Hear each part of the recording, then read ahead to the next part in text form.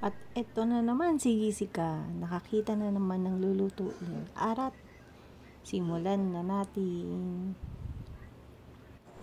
Sa kawali talaga ako nagluluto ng noodles kasi mabilis maluto ang noodles sa kawali. Para lang sa akin ha.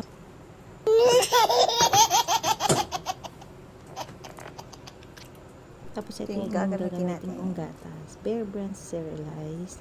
Tapos ito na nga. Pagkakulo ng tubig, ilalagay na natin yung noodles. Actually, makapal-kapal ang noodles ito kaya medyo matagal-tagal itong lutuin. Hindi usually na tulad ng mga noodles dito sa Pinas, no? Yung maninipis lang. Ayan, ganyan lang. Binabalik-baliktad ko lang hanggang sa ano siya, maluto. Hindi kasi maganda kung ibahi lang. Siyempre, kahit anong noodles naman. Then, eto, kumukulo na siya. Yan, mga na ito, 2 to 3 minutes na yan. Diba, mabilis lang. Tapos, gusto ko yung ganito yung niya, yung texture niya. Ayan, yung parang dark yellow na siya. Yung iba kasi hindi pa dark eh. Kaya, ayan, nahalo-halo ko lang siya. Ganito yung gusto kong texture ng noodles eh. Yung sobrang malambot. Pero, hindi malabsa ah.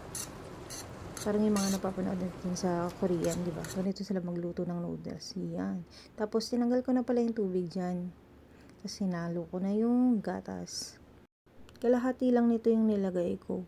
Pero, depende sa inyo kung gaano kadami yung gusto nyo ilagay. Yung ibang napapanood ko, na sales cream yung nilalagay nila. Pero sa akin, okay na to. Kasi yung isang klase ng ganito, yung buldak lang, yung cheese, yun. Na-try ko na siya, gatas lang ganyan, tapos nilalagyan ko din ng cheese. Pero itong niluto kong tong carbonara na to, hindi ko na siya nilagyan ng cheese kasi creamy to eh. Ayun, sa mga napapanood ko, creamy na. So, kaya ang ginawa ko, ganyan na lang. Tapos, so, nilagay ko na yung powder niya. Tapos, halo-halo lang.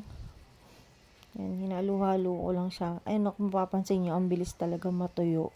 Kaya, prefer ko talaga sa kawali magluto. Tapos, maya-maya lang din yan. Ilalagay na natin yung maanghang yung red sauce. Yan. Ito ay yung talaga yung maanghang eh. Parang gusto ko pa nga bawasan pero hindi. Nilahat ko na. Kasi, sabi naman nila, tong ganitong version, hindi naman siya ganun kaanghang. Sa kikita ko talaga naman nila, ilagay nila lahat ng red sauce na yan. Kita nyo, lumalapot na siya. Halo-halo lang.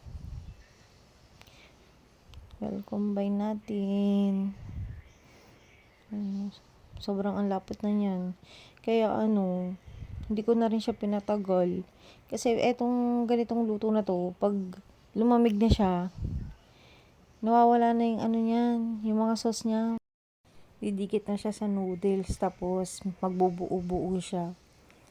Kaya pag ganyan, dapat huwag nyo na siyang pinababayang sobrang mag-dry. Wow!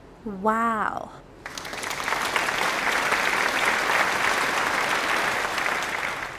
Itadakimasu!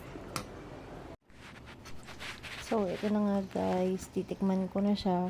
Pero syempre, init pa siya, kaya hinihipan ko muna. Alam niyo naman kasi, di ba, pag mainit tapos maanghang, parang sasabog sa bibig Yes. yung init at anghang. For this week, Hipan-hipan lang. second, this is Masasabi ko talaga masarap siya. Masarap talaga guys. Try nyo. Yun lang. yes. Salamat.